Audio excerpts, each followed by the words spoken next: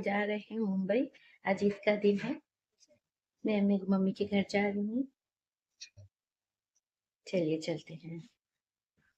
मैं और मेरे हस्बैंड नीचे इंतज़ार कर रहे थे और मेरा बेटा पोडियम से गाड़ी निकाल के लाया और हमारा मुंबई का सफ़र शुरू हो गया। अब मैं ये सोच रही थी कि इतनी दोपहर में हम निकले हैं तो बहुत ज़्यादा ट्रैफिक होगा, और मेरे बेटे ने कहा कि मम्मी पहले हमें पेट्रोल भी भराना है। अब मैं ये सोच रही थी कि पेट्रोल में 3 तो यहीं बच गए हैं, पेट्रोल पंप पे बहुत भीड़ होगी, पर हमने एकदम इजीली पेट्रोल भरा लिया और हम निकल पड़े।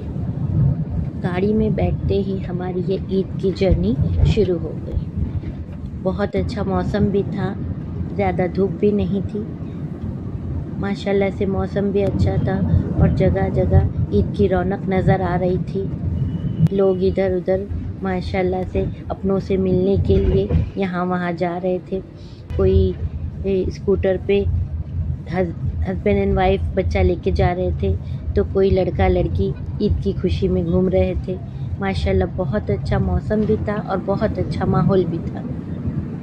सड़कों पर ट्रैफिक काफ़ी नॉर्मल था और रास्ते खुले खुले लग रहे थे। गाड़ी चलाना भी बहुत आसान हो गया था। कभी भी ज़्यादा भीड़ या रुकावट महसूस नहीं हो रही थी। मौसम भी बहुत सुहाना था। ये सब देखकर ऐसा लग रहा था कि पूरा शहर खुशियों के साथ ईद मना रहा है। हम बोरीवली तक पहुंच चुके थे। बोरीवली का ये हिस्सा है हरियाली और नेशनल पार्क के लिए मशहूर है। यहाँ पे देखिए आप, जगह जगह दीवारों पे पेंटिंग और अच्छी कलाकारी की हुई है। रास्ता भी बहुत अच्छा था, भीड़ भी कम थी। ये जर्नी माशाल्लाह सुकून और अच्छी लग रही थी। बोरीवली के बाद आ गया था कांदीवली। कांदीवली जैसे ही तेज़ी से डेवलप होता हुआ एरिया है, जहाँ नई बिल्डिंग और लोकल लाइफ का एक अच्छा बैलेंस दिखता है।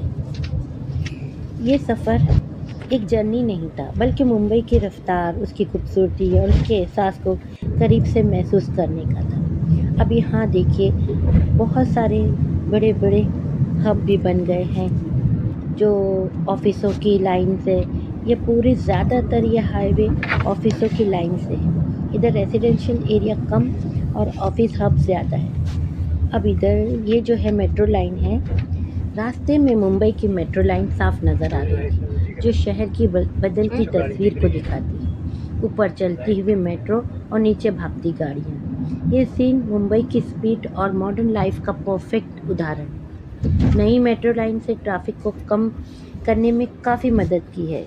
अब लोगों का सफ़र पहले से ज़्यादा आसान, तेज़ हो गया है और कंफर्टेबल। सच में मेट्रो लाइन की वजह से मुंबई की लाइफस्टाइल को एक नया लेवल मिला है। इससे टाइम की भी बहुत बचत हो गई है। गोरेगांव एक ऐसा एरिया है जहां फिल्म सिटी और हरियाली के लिए जाना जाता है।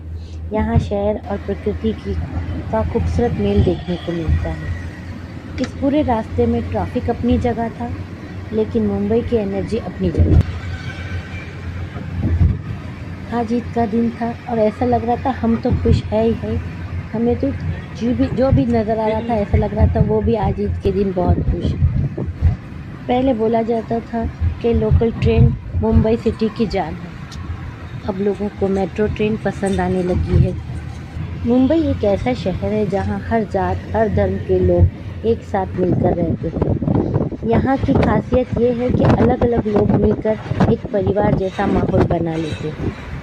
चाहे कोई कहीं से भी आया हो, मुंबई सबको अपनाती है और आगे बढ़ने का मौका देती है। यहाँ के लोग मेहनती, मददगार और दिल के बहुत साफ़ होते हैं। इसी वजह से मुंबई को सिर्फ एक शहर नहीं, बल्कि सपनों का शहर कहा जाता है।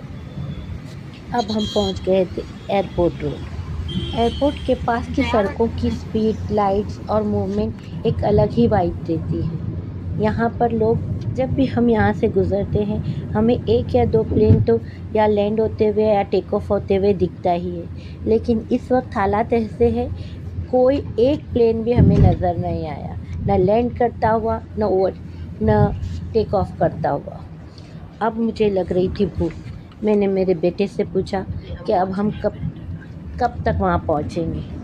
तो मेरे बेटे ने कहा कि अब हम बांद्रा की तरफ आ रहे हैं, अब हमें प्रॉपर मुंबई पहुँचने के लिए 20 से 25 मिनट और लग जाएंगे। बांद्रा का ये एरिया बहुत हाई फाई एरिया है, हाईवे है, यहाँ पे कोई रेस्टोरेंट और कुछ भी नहीं, सब गाड़ियाँ आती और जाती ही मिलेंगी क्योंकि ये एयरपोर्ट वाला रास्ता है। मुंबई के हाईवे अब पहले से काफ़ी बेहतर हो गए हैं, समुद्र वाइड और फास्ट, और साथ ही मेट्रो लाइन का जाल शहर को और भी कनेक्टेड बना रहा है। हर तरफ डेवलपमेंट ही डेवलपमेंट नज़र आता है। अब हम पहुंच गए हैं माहिम। माहिम आज भी न्यू डेवलपमेंट के साथ साथ पुराना ही दिखता है। यहाँ का माहौल एकदम रियल और ज़मीन से जुड़ा हुआ लगता है, जहाँ हर कोई अपनी लाइफ अपने तरीके से जी रहा है। माहिम में अभी भी पुरानी बिल्डिंग्स है, इतनी ज़्यादा बड़ी लंबी लंबी बिल्डिंगें यहाँ नज़र नहीं आती। माहिम बीच की ठंडी हवा और समुद्र का नज़ारा दिल को सुकून देता है। समुद्र के खड़े छोटे छोटे जहाज़ और बोट्स जिनमें कुछ लोग रहते भी हैं, मुंबई की एक ये अलग ज़िंदगी को दिखाता है। यहाँ के अभी भी फिशरमैन मछेरे इसी में रहते हैं और बाकायदा बोट को छत लगा के अच्छे से इसमें पूरी फैमिली रहती है। इसमें बहुत सारी चीज़ें ऐसी है जो ये माहिम बीच पे उसमें कुछ भी चेंजिंग नहीं आया है। आप ये देख सकते हैं, वहाँ का एक चर्च आपको नज़र आ रहा है और वहाँ पे कुछ स्टेच्यू है, और ये चर्च है माहिम का फेमस चर्च को क्रॉस हुआ और हम पहुँच गए माहिम स्टेशन। माहिम स्टेशन के पास थोड़ा सा हमें ट्रैफिक मिली क्योंकि ये थोड़ा मूवमेंट वाला एरिया था। स्टेशन के पास ईद की चहल पहल ज़्यादा नज़र आई हमें। मैं बहुत दिनों के बाद मेरी मम्मी के यहाँ जा रही थी और मैं सोच रही थी जल्दी से हम पहुँचे ताकि मैं मेरी मम्मी से मिल सकूं, और हमें मेरे बड़े भाई से भी मिलना था क्योंकि उनकी तबीयत ठीक नहीं थी। अब हम पहुँचे हैं दादर स्टेशन। दादर स्टेशन पे हर वक्त बहुत भीड़ रहती है, लेकिन इस वक्त ज़्यादा भीड़ नहीं थी क्योंकि ईद का वक्त था, छुट्टी थी। ज़्यादातर वही लोग नज़र आ रहे थे जो ईद के मौके पर एक दूसरे के घर जा रहे। अब हम पहुँच गए थे मुंबई। मैं गाड़ी में ही बैठी रही क्योंकि पार्किंग के लिए प्लेस नहीं मिल रही थी, सारी पार्किंग फुल थी। जहाँ पे आगे सारवी है और पीछे हॉस्पिटल का रास्ता है। और ये आप मेरे पीछे देख रहे हैं, ये बहुत पुराना चर्च है।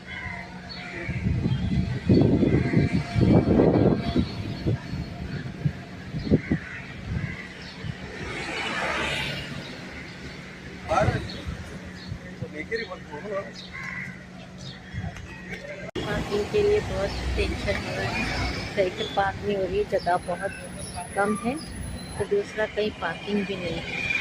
मुंबई में आने की एक ही प्रॉब्लम है, जैसे तैसे हमने गाड़ी को पार्क किए और आगे बढ़े।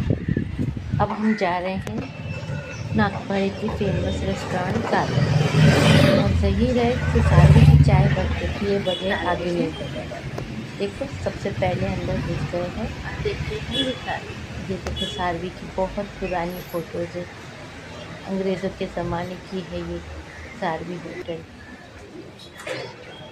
अब हम मंदिर पहुंच गए हैं, चाय पीने के लिए वो जल्दी जल्दी आगे बढ़ रहे हैं। अभी इन लोगों ने ये सब चेयर टेबल्स नहीं लगाए हैं, नहीं तो 2 दिन पहले पुराने ही स्टाइल के इनके चेयर टेबल। हम चाय पीना तो चाह रहे थे, लेकिन मेरे बेटे ने सीख और तंदूरी रोटी का भी ऑर्डर दे दिया, तो हमने सोचे थोड़ा थोड़ा ये भी खा ही लेते हैं। फिर हम पीछे के रास्ते से बाहर आए। ये सारवी का दूसरा दरवाज़ा है जो नागपुर के चौराहे पे खुलता है।